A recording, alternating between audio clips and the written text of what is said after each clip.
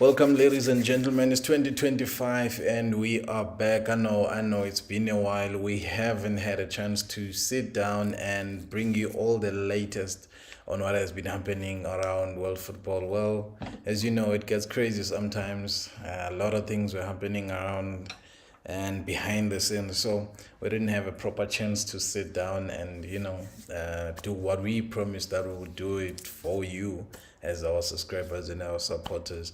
But you were back. It's match day 6. We are doing a catch up. The new format of the Champions League, it has taken over.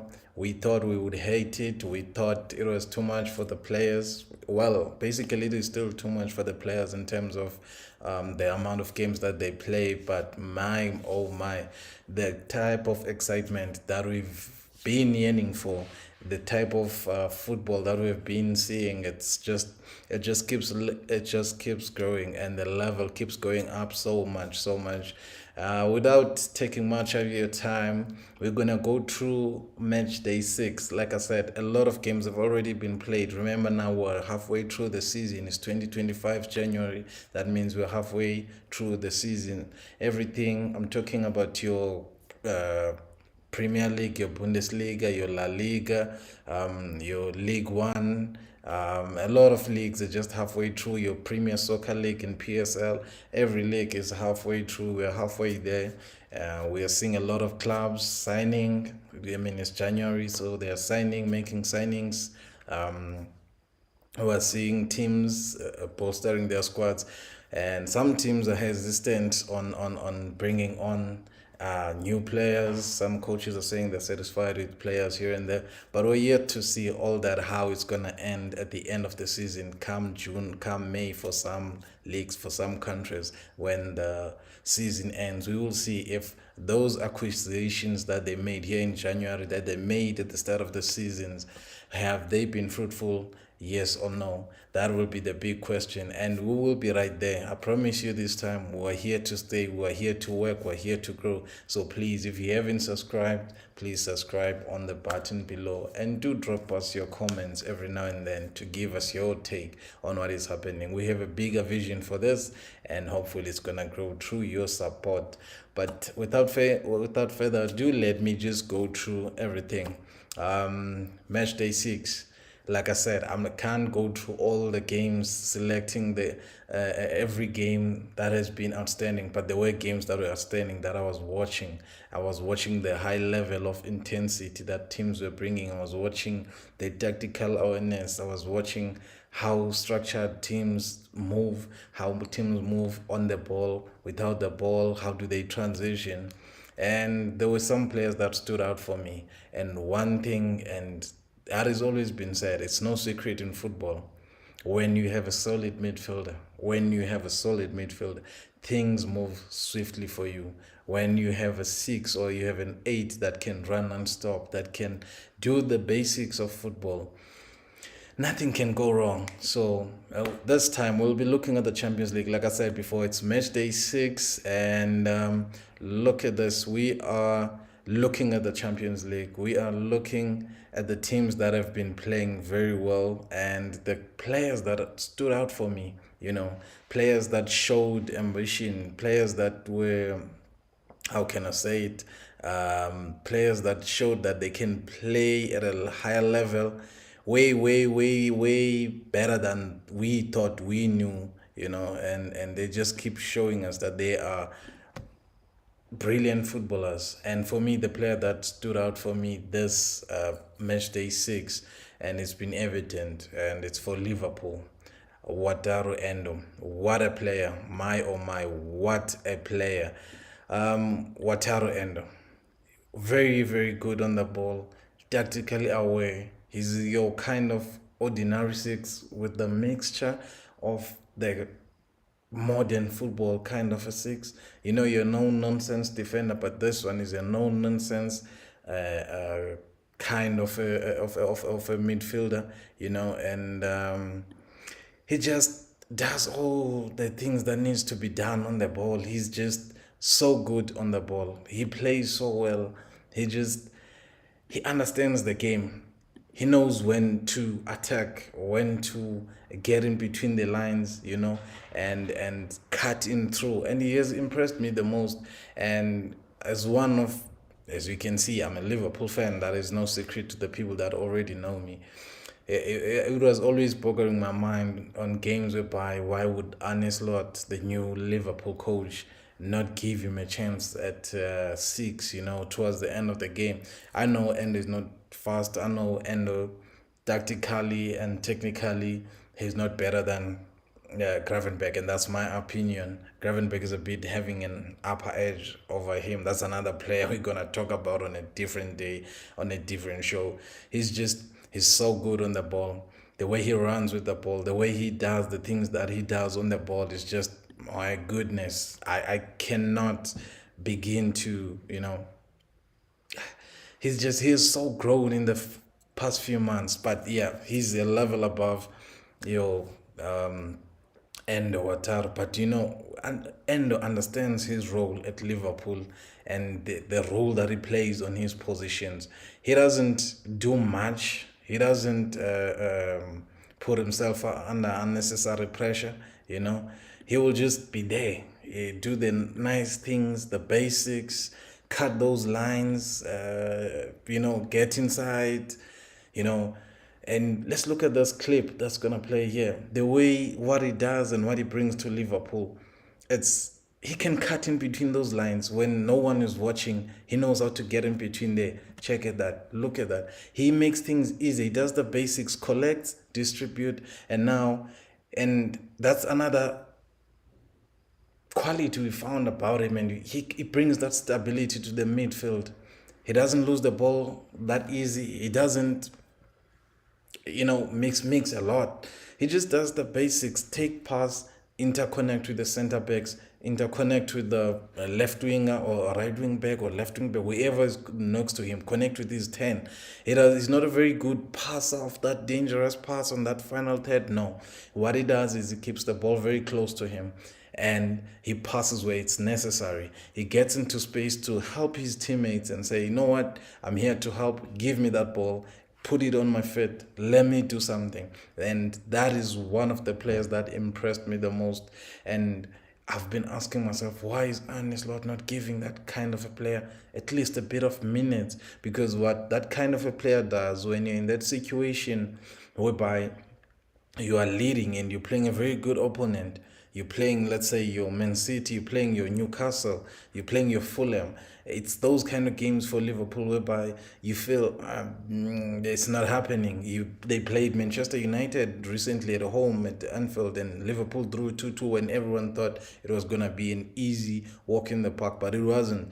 And it was those kind of games when you need someone to kill it off. You've just scored the 1-0 or you scored the third goal. And that's how you win championship. You need that one player that when they come in, they interchange passes. They can delay and detect the play. It doesn't have to be your 10. And Wataru Endo does that. He knows how to collect, goes and collects fouls from the opponent in the dangerous areas, when not to give away the ball. You need that kind of a player. Now let's take down the tempo of the game. Let's put it down. Let's turn it down a notch, and let's play and let's see how we're gonna catch them. Let's bring them come to us. Let them come to our own half, and let's get out of that situation. And Endo has grown for me. He has given that kind of energy for himself about Liverpool, and he's been just amazing. He's just an amazing player. Very, very good on the ball. Very, very talented. Plays like no other, and the way he communicates, he commands himself, and he's got that kind of a leadership. That's one player that has impressed me. And the other team that we talk about, it's Liverpool, obviously, being top of the log standings. They are number 1, and if you look at that, the way they've played, and yeah, it's a lot. And it looks like they are gonna go all the way, even the Premier League, which is another thing that we're gonna discuss later on another stage. I see my log is not updated there, sorry for that, but they are on 21 points at number 1, and behind them it's Barcelona. Also impressed a lot, played very good football. And another match of the week, if I would put it that way for me, was Manchester City. Manchester City played against Paris Saint-Germain. Paris Saint-Germain were at home at Parc des Princes at France. And a lot of people came into this game because of the recent results of Manchester City not performing so well. And they're in and out of games, winning, drawing, losing. And they've had a very bad run of results coming into the festive season in December. And you're looking at it and you're thinking, coming into this game, maybe they might have an upper edge. They've got your Kevin De Bruyne's back, your Stones are back, but maybe on the bench, your Akanjis they're still there. Even though Pep keeps crying that some of the players are not back, but I sympathize with him because what has befallen Manchester City is what happened to Liverpool when they've won the league the following season. Virgil van Dijk got injured, who was the anchor at the back, and Joe Gomez got injured also, knee surgery, and that is lengthy. Van Dijk was out for the whole season with the ACL, and it became bad with injuries. Your Thiagos were in and out of the surgery rooms, and it just got bad and bad. And Liverpool had not prepared for the new season. And that's the thing that I always keep saying: if you're gonna be playing, you're gonna be defending. With the following season, what you should do as a team, teams are always recruiting. This is one thing I think Pep got wrong, and he did not recruit this time. He didn't go take his time and make some recruitments and be ready for the following season. He didn't do that kind of recruitment that he always does, bring in 4 or 5 guys the following season and we think, where are they going to play? And they play because they've got those fresh legs to give you extra energy to burn when you need it, because sometimes it gets really hard on the following season after played maybe your first 11 has played almost 40 games each, and the toll takes itself on those players, so it becomes a problem. So coming back to the game of the Champions League, the way the teams were playing, I thought, no, man, man, because also PSG, Paris Saint Germain, are not so good in the Champions League. They've been performing very well, even though they had acquired Messi and Neymar before. They weren't so up to standard. When they came back, they were not playing their good football. They were just a bit of an entertaining football, but it was not to be the one that we know. But you know what? Guess what? On this match, they surprised me. Man City leading 2-0. You're thinking, okay, this is done now. I remember when I said you need those kind of players who can break down the play. Now you've done your part. You've scored your goals. You're leading. It's a healthy scoreline, 2-0. Everyone knows it's a healthy scoreline. Now you need that kind of a player that dictates the tempo, who can kill the game bit by bit, take those fouls, take those knocks, start the game slow, and that's what they lack. And the person that was good, or the mastermind that was good, obviously for Man City, would have been the injured guy, or what you call the Ballon d'Or holder. Pardon me for forgetting his name. I'm really trying to push up because I'm seeing the time. It's not on my side, but yeah, I didn't want this clip to be long. I just wanted to highlight the highlights of the games that were just so good this week. And coming to this game of Paris Saint-Germain versus Man City were good on the day, but the tactical changes that happened in the second half, the way Vitinha got involved into the game, he was creating all this kind of passes, he was creating all these kind of interceptions, and I've said it before, when you have a player of that kind, like your end, or your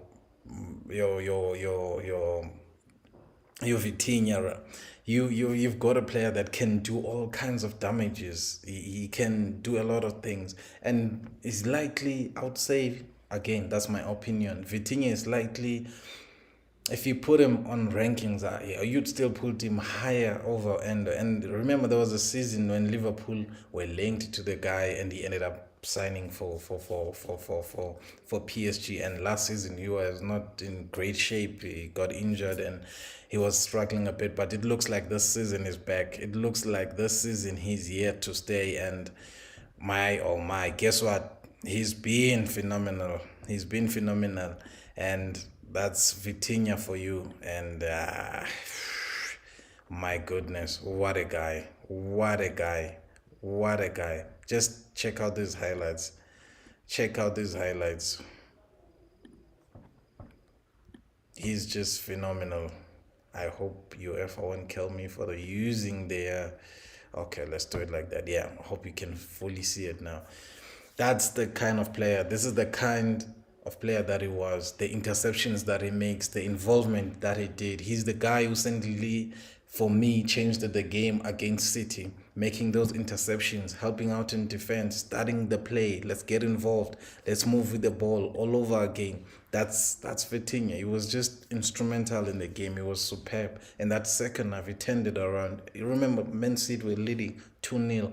I'm thinking, okay, the game is done. Probably they'll score a third. But there was that resurgence of PSG. He started playing that game together, starting knocking that ball around. Vitinha getting involved, making those interceptions, going through the lines and trying to find those pocket spaces. And on the other side, they were very good. PSG, the way they played their formation, they were able, like I said, when you've got a 6 or an 8 that can get in, hold the ball, and be able to draw 2 3 opponents to him, it gives the other teammates a very big space, a very big chance to be on the wings, to have those channels to run into. And that's what they did exactly and perfectly. And I think the coach probably told the left wing of PSG, Bacola, that Matheus Nunes is not a natural right back. So I need you to take the ball, go straight at him, you run at him and take him on. He's not a natural right back, but he's being forced because of the injuries Man City have. Unfortunately, they don't have enough players in those positions. Kyle Walker, remember, also he's just left and gone to what you call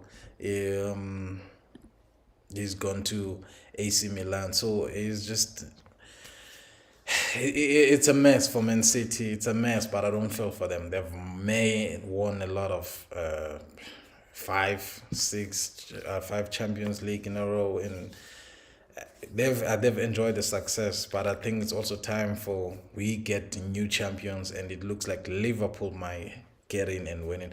Look at this, what I was talking about, the way he got involved, those tackles, ruffling up people. You need that kind of a player, and then they can still be able to find that pass. That is an excellent kind of a 6 for me. Your proper defensive midfield is supposed to be like that, and that is not him today. Yeah, but yeah, man, we are back. We are back to stay. We will be bringing you all these highlights. We'll be bringing all these talking points, just like we talk now about Vitinha. And man, we're here to stay, and I promise you this time we'll be much more prepared, and we will have probably a bigger segment. We're talking maybe an hour analyzing down our football. We've got new softwares to show around, and we will be back to show you everything, to break down plays, how teams are going to stand up for the weekend, what do they need, what kind of a player could fit into their system, who should they bring in, who can play that certain role. If they did this, if they made this signing, who can they bring in?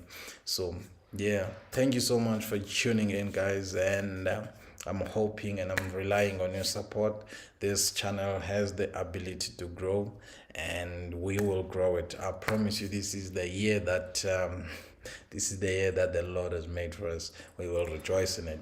Anyway, I love you so much. Thank you for your continued support. My 56 subscribers that I have out there. I know when you get this notification, do tune in. When you come back from work, let me be your sport analyst. My name is Prince Mbosi. Thank you so much for your support. Love you, and I'm out. Bye.